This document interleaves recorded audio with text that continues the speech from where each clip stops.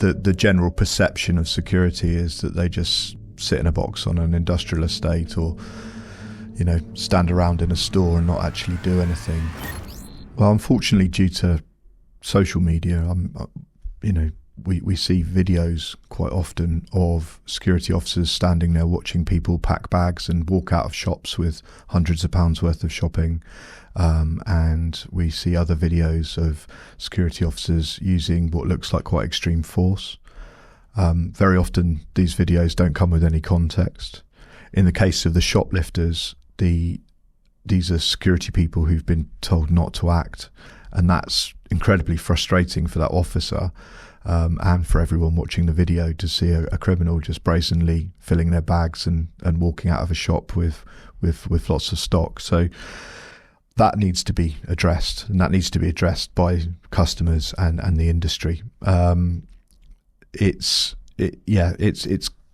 got to the point now where policies by retailers are preventing security people from being able to do anything apart from monitor, record what's happening, and hopefully that can be used as evidence. But I think we all know when someone's there wearing a mask and a baseball cap, that evidence isn't going to do much in most cases. The general perception of security is that they just either sit in a box on an industrial estate, or stand around in a store and not actually do anything. But there's much more to security than that. It's everything from planning and risk assessment, all the way through to the training the officer, providing them with the right equipment and enabling them to do their job properly. I think there are concerns about liability in terms of if a security officer uses force to prevent someone. And there are rules around shoplifting in that you're not shoplifting until you leave a shop.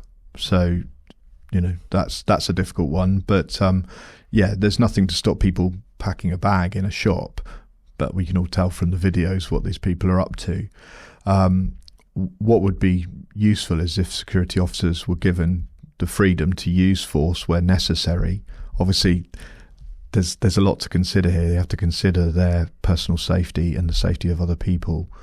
But if more training was given to security officers and they were given the resources they needed to be able to challenge people properly, then potentially we could put a stop to this. But as long as this is allowed to happen, it's only going to get worse.